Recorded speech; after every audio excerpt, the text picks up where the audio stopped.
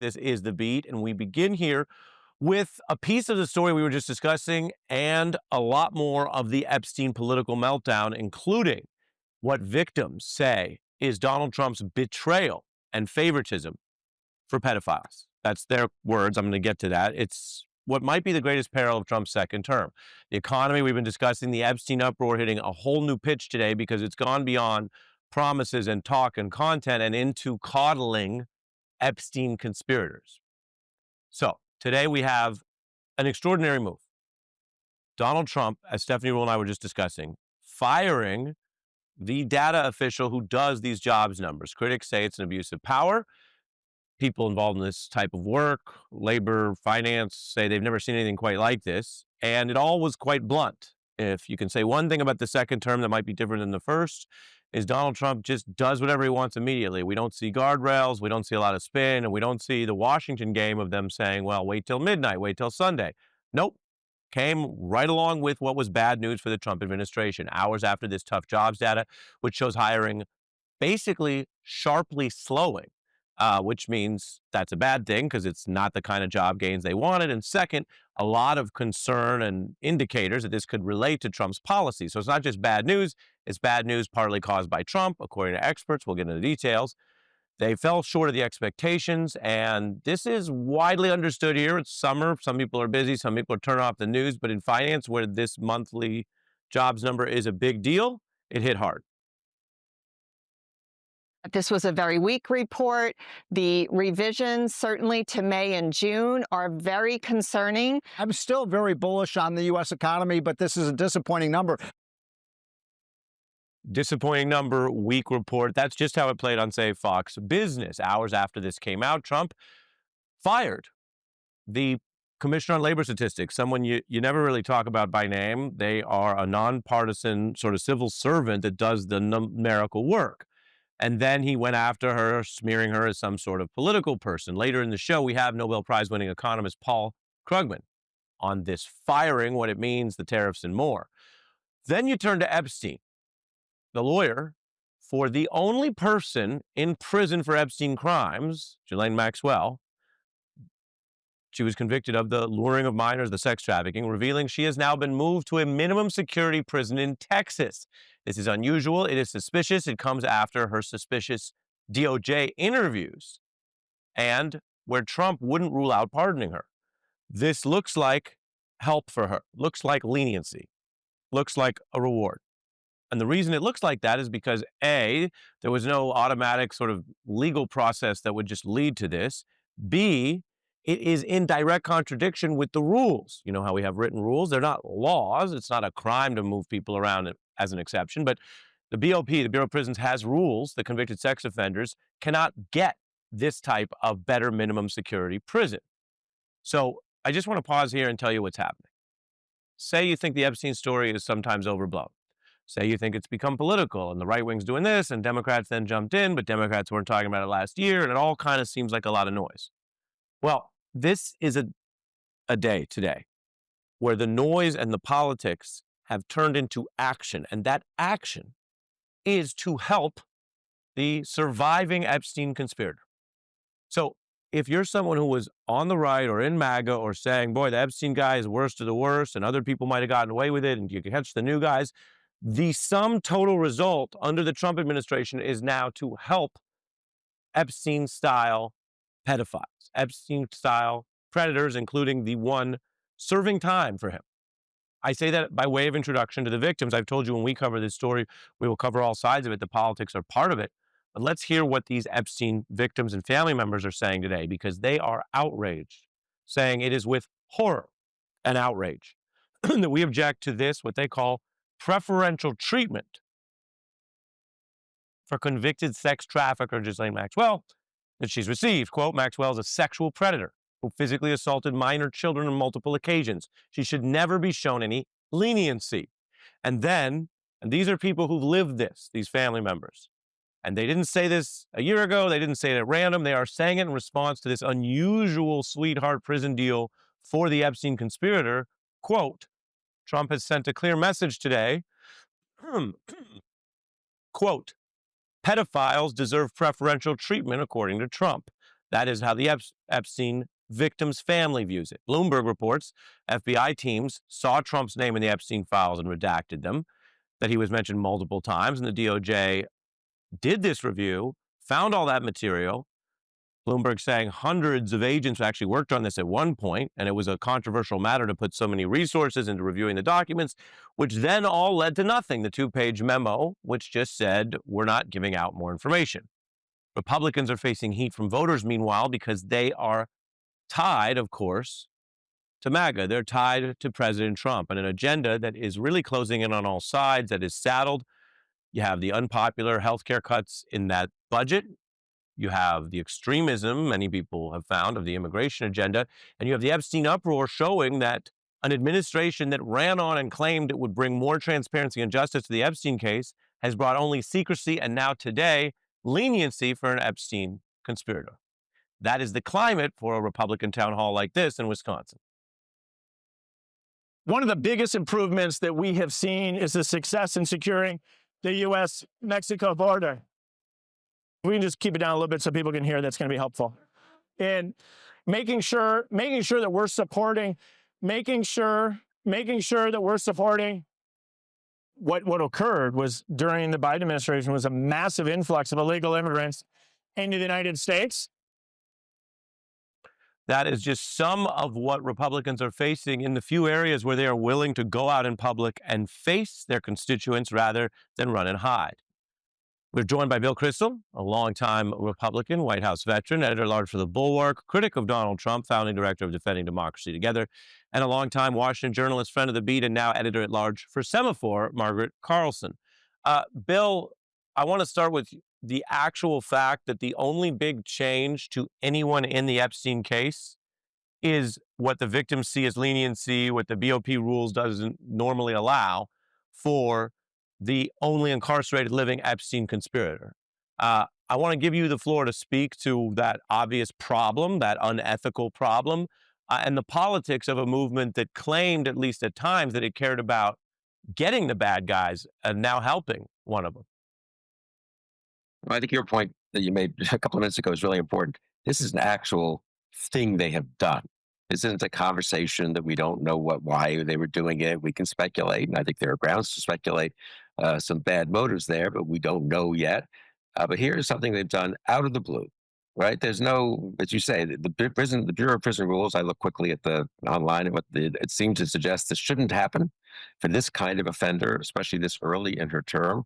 I assume she would request, maybe she requests it, maybe a lot of them request it. But suddenly, 1 week after meeting with the Deputy Attorney General in private, in a meeting that we've had no readout of, there are no notes we've been made available, for this to happen, I mean, what would we think in any context, right? You don't have to be a never Trumper. You don't have to be Epstein conspiracy theorist, if that's the right word anymore, or at least let's say someone who's very interested in the Epstein case. You just look at this happening, this 1-2 punch, and you think it's an inducement to her to say nice things about Trump, or is it a reward to her for something they know she's going to do? Is it a bit of a threat also because they could retract this, right? I mean, the whole combination of the back and forth.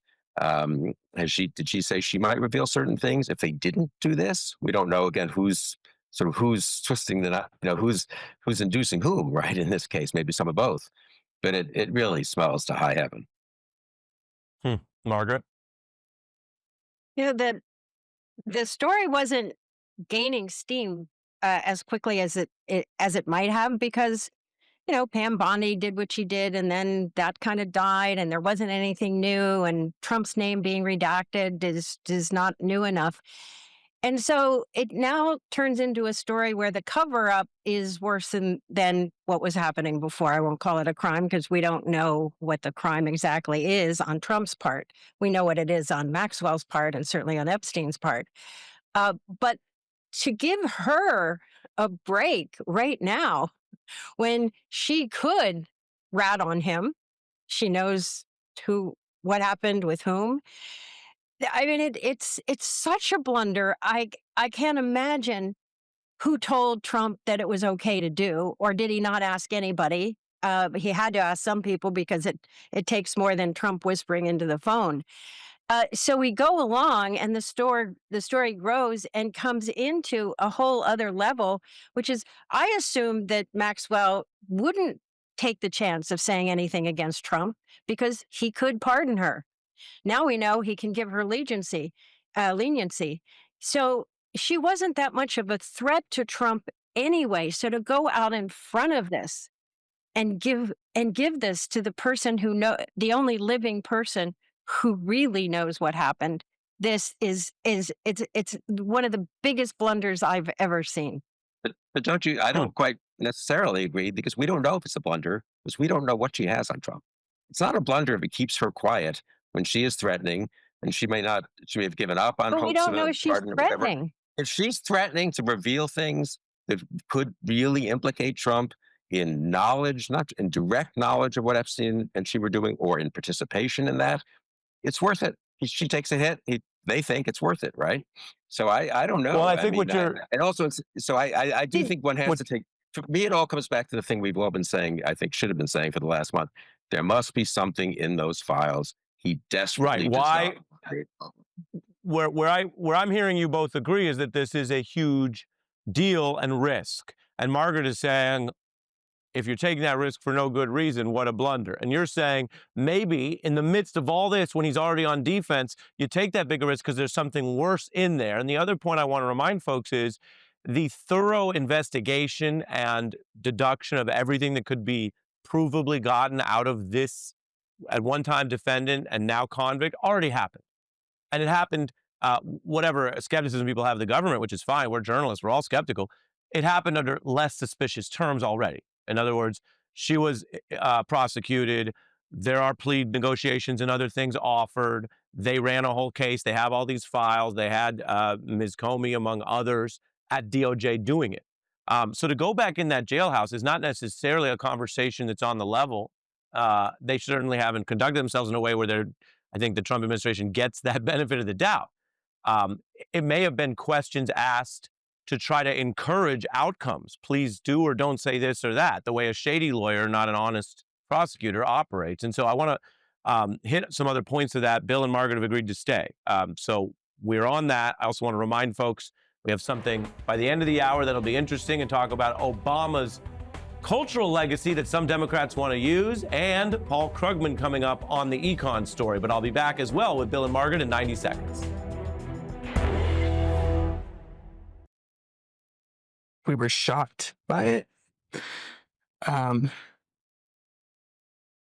Especially to use the term stolen. Because she's not an object. She's a person. She's a mom. She's a sister. And it just kind of makes us wonder, how much he knew. Epstein victims' family members speaking out there, responding directly to some of Donald Trump's statements this week. We were having this back and forth, and Bill, go ahead, pick up where we were. Yeah, it's terrible. Everything Trump says, makes me think it's much more likely he knew in real time what was happening. He may not have participated. We don't know. But the idea that he had an idea what was going on, I think we know that already from other things he said, but it's been confirmed by what we've learned in the last couple of weeks. For me, what's so striking, Donald Trump speaks about, as the gentleman said, about these girls being stolen or taken from him as if he owns them, and if the problem was just that they were working for him, and then Epstein took them.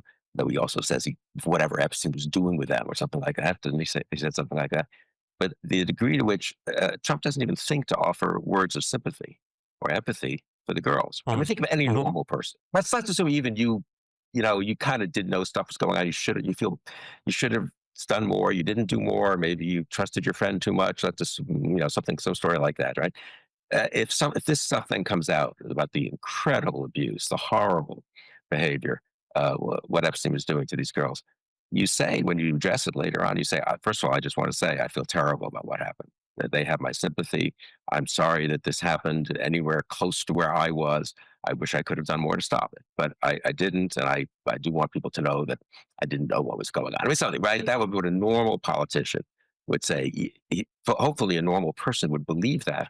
But even a politician who didn't quite believe that would be told by his aides, "You got to show empathy, right? This Yeah, is not, say it. you know." Yeah. And the fact that he doesn't even think of it, doesn't even occur to Trump to say it. He's just addressed this, what, 10 times in the last 2 weeks?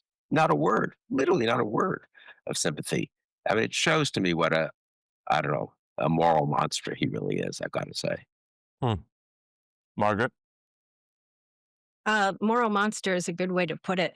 And Maxwell, her participation in this coming out, everybody around Epstein had to know, including people who visited the island. And even if it was only rumors, it's so disturbing, you would be repelled and stay away. He didn't stay away. He says the birthday letter with the naked drawing that the Wall Street Journal reported isn't true.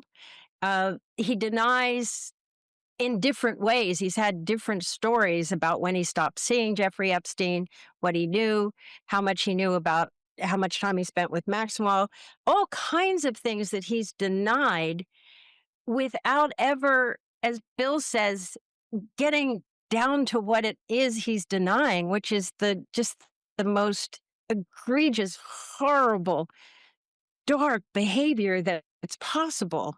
And that poor family, and we forget that girl committed suicide. Yeah, She's good point. gone because of this. She's gone because of Donald Trump and Jeffrey Epstein and Maxwell and all those people, the Yeah. important people that huddled around him.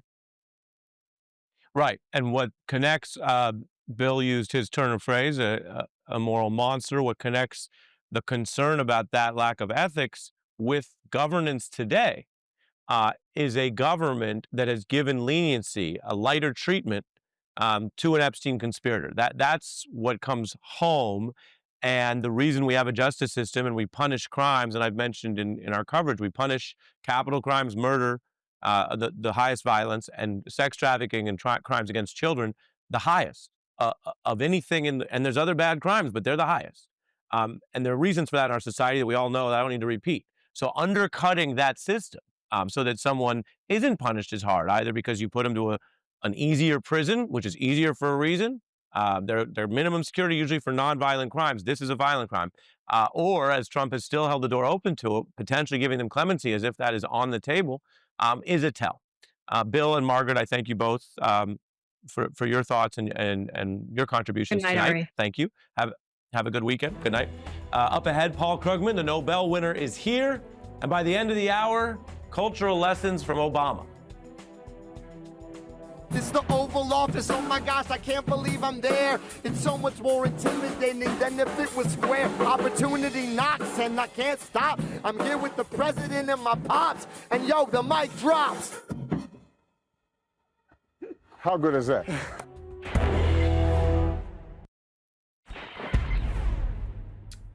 Donald Trump's economy is the worst since the pandemic when it comes to job growth. The trade war may be part of the problem. And he didn't like getting the bad news on the jobs slowing, so he fired the person who collects that data. Today, we'll show you the July jobs report.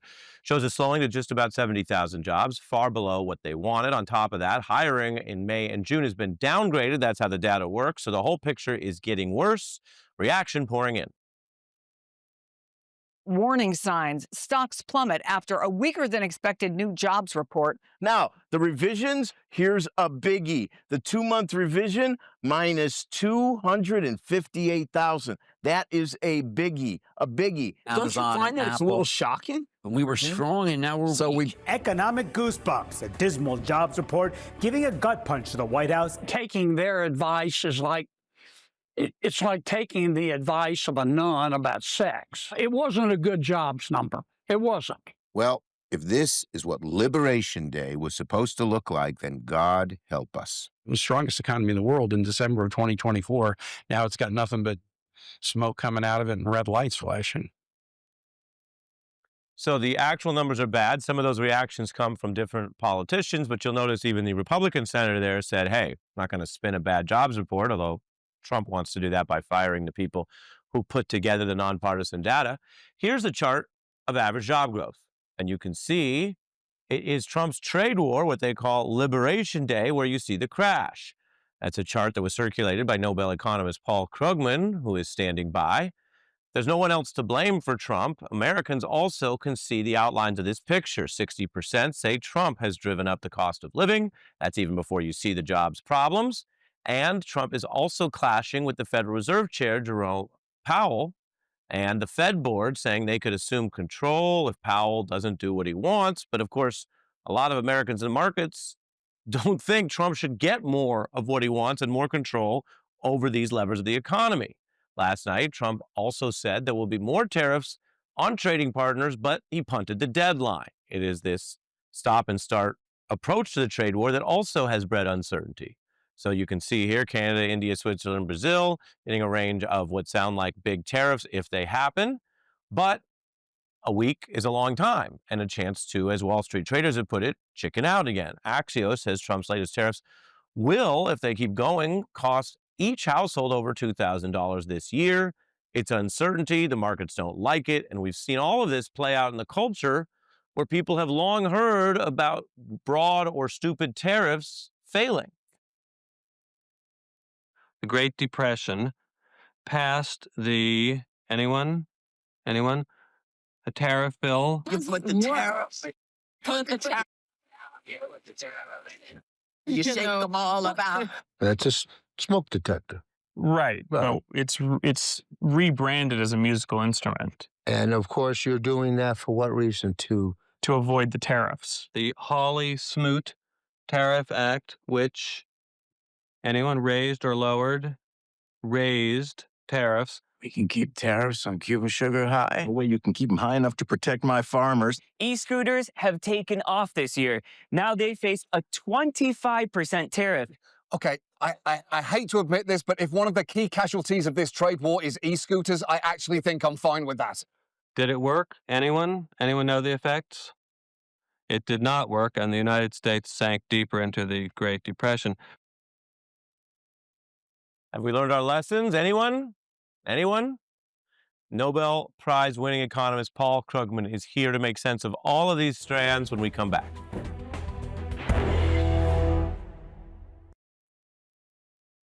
Everybody wants to think about world trade. Everyone wants to think about the economy as a struggle. It's us against them. Right. There's a prize out there. And one of the other of us is going to get it, it's us or the Japanese, or it's us or the Europeans, and somebody's going to win that struggle. Right. That's a metaphor which, if you know much economics, you know it's just wrong. Look at that. The wrong way to think about it. You remember that guy, Professor? Wow. That's Nobel Prize winning. Go ahead. Hey, I still got my hair. Anyway. I'll introduce you. People know you, Nobel Prize winner, of course, distinguished professor at CUNY Grad School. Now writes the Paul Krugman Substack newsletter, which people can find online. We pulled one of the charts. I read your piece there today. Explain what you mean about how, the numbers can be noisy, but the Trump trade war, the Liberation Day chart we'll put back up, quote unquote, doesn't seem to have helped hiring.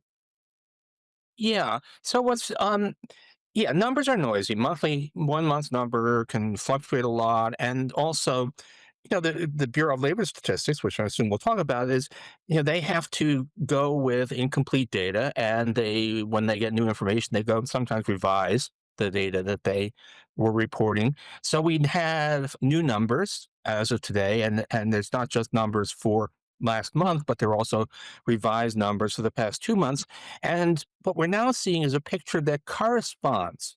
Previous numbers were a little bit different from what we were getting from other sources. We have private surveys and so on. But now it's all kind of consistent that we really are having a serious slowdown, largely because of the chaos and uncertainty that Trump is creating. We're not yet in recession territory, but we're definitely losing steam. And this is a not good picture. This is not what you want to see happening. Yeah. So you get that not good picture. Trump sort of crashes out, shoots the messenger. We don't have any modern precedent for that. It's reminiscent of bigger problems in controlled or autocratic countries and economies. Put that in context for us, and why would that affect? Why would that be bad for, say, a average person in the economy? Well, the thing to remember is that this agency, the Bureau of Labor Statistics, is not a household phrase. but it is absolutely critical. Basically, everything that we know about what's happening to the economy in the last couple of months comes from the BLS. They do the surveys that tell us how many people are unemployed. They do the surveys that tell us how many jobs companies are creating. They produce the inflation numbers. So all of that comes from them, and it's first of all, it's critical for for all of us to understand what's happening, but it's also how the government itself makes decisions. It's how the Federal Reserve makes decisions. If you start to corrupt those numbers, if you start to report those numbers as being what makes the president look good instead of what's actually happening, then bad things start to happen. It's what you see. If you ask me, how does someplace like Venezuela get to hyperinflation? Asked how did someplace like Argentina get to hyperinflation? An important part of that is that they start ordering the statistical agencies to report nothing but puppies and rainbows. And so they go plunging ahead, and by the time they finally start, if they ever do, to admit that maybe we have a problem here, you're up at 80% inflation, right? This is the playbook. We've seen it many, many times, and now I have to say, faster even than I expected it's come to America. Right. It's a big problem. There's a projection to this because we've had hard-fought elections. We've had controversial cases like Bush v. Gore. We haven't in the modern era had politicians use lies and violence to try to overthrow the results of an election. So we know that's where Trump comes from in terms of dealing with information he doesn't like or that threatens his power. He's been projecting conspiracies about this labor data, as you know, but others may have forgotten if we don't track it for daily. And I want to show on CNBC, I mean, they found it laughable, although now he's doing the thing he used to accuse others of. Take a look. Let's tee up the most ridiculous conspiracy of all time, okay? I got a few. It has nothing to do with the jobs numbers. I can assure you. No, but let's do it. Let's do it. You have an election happening. I believe it was in November of 2024, right? So if you're trying to be political and help out the Democratic Party and you're a Democratic statistician, tell me what the sense is to release in August of 2024 the idea that payrolls were 818,000 lower than previously reported. Would we be just idiots for doing that? The idiocy of the political conspiracy, it just defies the logic of even repeating it. I was going to use an expletive there, but it is really stupid. That's sort of, again, how far down the rabbit hole do you want to go? That's what connects the Epstein story to this one, and this type of magical thinking or propaganda. Where do we go from here, Professor? And is there a role for the powers that be in either objective financial information or finance itself to say this is terrible and try to stop it? Well, I'd like to be seeing a lot of protests, and then business, the business community has been really, like a lot of institutions, has been afraid to speak up. And they really should be saying, hey, this is really, really bad. I mean, I was actually out for a walk and my phone started, lighting up with texts from all of my business friends saying, holy, where I can't use, Trump just fired the BLS commissioner. And so they are upset, but they may not be willing to see it. I think, what I'm personally doing as we speak, more or less, is I'm assembling all of the alternative sources that you can use to try and guess what an honest BLS would be producing. I don't think they're going to be producing fake numbers by next month, but they might be. And it's certainly where Trump wants them to go. So we're going to be, back in Argentina, in the days when they were faking the statistics, Argentine economists put a lot of effort into producing independent estimates of inflation because they knew that the government was lying. And guess what? We're Buenos Aires. I mean, my Substack was Caracas on the Potomac. I mean, we are definitely in Banana Republic territory already. Yeah, Banana Republic and all the danger that comes with that, as you say. Professor Krugman, thank you. We want to hear from you exactly on a day like today. Thank you very much. I'm going to fit in a break. When we come back, we will hear directly from Kamala Harris. She's talking about why she's not running for governor, but why the system is broken. Her first interview since leaving the White House.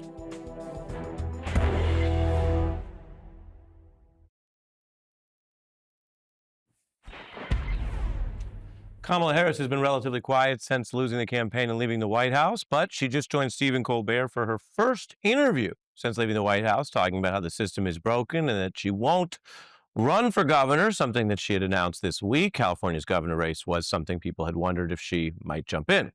Harris is working on a memoir. Here's what she told Colbert. Why is it then when we think we want to improve a system or change it, that we're always on the outside on bended knee or trying to break down the door? Shouldn't we also be inside the system? And that has been my career. And recently I made the decision that for now, I don't want to go back in the system. I think it's broken. I believe, and I always believed, that as fragile as our democracy is, our systems would be strong enough to defend our most fundamental principles. And I think right now that they're not as strong as they need to be. Maybe a frank assessment, also a little bit meandering.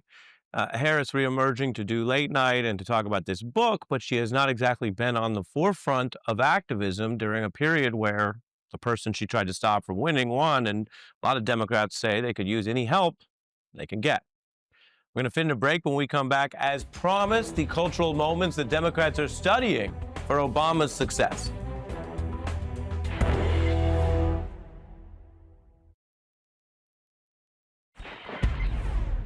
Welcome to a special edition of Mavericks with Ari Melber. We have a duo that once disappeared like Houdini, now reuniting after 15 years. Pusha T and Malice back as the iconic hip-hop duo Clips, returning with their sharp lyrics, bending wordplay, and that signature Pharrell-driven sound. Grinding, you know what I keep in a lining. When the last time you heard it like this? Smoke some, drink some, get ripped. I know, yep, yeah, you too. Okay, we get it, yep, yeah, you too. Hey, buddy, I'm good. What they tell you? I'm good. What they tell you? I'm good. What she tell you? I'm good. Smoke. So be it. The last song off the new album, Let God Sort 'Em Out, featuring Nas, John Legend, Kendrick, and Tyler. The Guardian has already dubbed it one of the best albums of the year, coming amid one of the most thorough, thoughtful album rollouts in many years. Pusha T and Malice, our special guests. Thanks for being here. What's up? Thanks for having us. You guys are busy. Oh, man. Very. Never too busy for you, though, Ari. Respect. I appreciate that. I'm actually going to start with you. Okay. Does it feel like you expected, or now that you're in it, having made the music and in this amazing rollout, does it feel any different being back with your brother and being on the stage? I will say I didn't have any expectations. It's a total comfort level, you know, like I remember being with my brother, being with Pharrell. Everything just feels at home like it always has. Let's take a listen to this Ace Trumpets. Pene Alavaca, Panama, fishing village, visiting with Papa, with choppers, all of you impasta, simply just Ferrari window shoppers. The one that I just ordered looked like it was built by NASA. Over $500,000 we call for Kasha, reaching for Akasha, never leaving home without my piece like I'm Mahatma. From the tribe of Judah, I'm Mufasa. And on that song, you both play with words. People have joked about Wi-Fi, which is an international pronunciation. There's more than one way to talk. Right. NASA. Right. Do the brothers talk about that in advance? Hey, maybe we'll like pronounce words differently, or does that creatively just bubble up? You know, in this particular album, in creating this album, Pharrell made one of the criterias that everything had to be sticky. And when he says that things have to be sticky, it means that there needs to be a stencil. A stencil follows. So if the hook is catchy, the verses need to be just as sticky or catchy as the hook. The other thing we had to ask you about in the news is that, you know, you bring up Obama, and I don't know if you bring him up only as inspiration or the president or politics. The new album talks about the system, it talks about certain issues, but it's not like partisan or anything. But we did pull just some of the Obama references. Take a look. Yeah. If I was Brittany Griner, I'ma need Obama, only wanna swap his chapo. Started in a crack house, Obama went the back route. Killed Bin Laden, another 4 up in the black house. My new attorney, get Jeffrey Dahmer's out. And all that I told Obama about, ask. Obama is gone, who was left to save us? So together we mourn, I'm praying for my neighbors. What does Obama mean when you're name checking him? Man, Obama actually invited me to the White House. Yeah. And actually asked me, what I cared about. And at the time, I think it was his last year in office, and he was like, "Man, what are the issues you think we should tackle?" And it was about sentencing, fair sentencing, sentencing guidelines and things like that. That's what was on my plate at the time. So I was invited a couple times, and then when I couldn't make it, they had they let a friend of mine named Tony Lewis Jr. Come and speak on behalf of prison reform and fair sentencing, and he's great. Like, he's great, and he's great in the community. And actually, his father just came home from 30 years. Wow. So for you, I mean, put it on wax is making sure people know. When we talk about what's true, is like same thing I told Obama about. Yeah. Yeah. Same thing I told Obama about. Ask him. He knows. Good bar? Great bar. You start this album very deliberately reflecting on each of your parents passing. You, in this opening song, you say, in discussing the passing, right? The way you miss mom, I guess I should have known. Chivalry ain't dead. You ain't let her go alone. Yeah. You told me that you love me. It was all in your tone. Absolutely. Quote, I love my two sons was the code to your phone. Right. So, as I'm in the house and organizing and going through paperwork and policies, my dad's passwords to various things, like to his phones, to different accounts, was always some form of I love my two sons. And I remember telling him what the password was, but I couldn't get it out. I was just letting him know. He was like, "What'd you say? What'd you say?" I was like, "It's I love my two sons. I love my two sons." But it was just very touching. My dad was all about family, and even in retrospect, just looking back, I just see how huge he was on family. And that's what everybody knew him for, was being about family. And, people talk about the idea of a mantra or code. That being his password meant that he already felt that way while he wrote the password. But that meant what? Several times a day. Sometimes it's 10, 20 times a day you open that he's typing that in. Like, that was his mantra for his love for you guys. Yeah, absolutely. Yeah. He exuded that. For sure. I mean, my dad was all world. Yeah, everything. I'd love to do a lightning round before I lose you guys. Come on.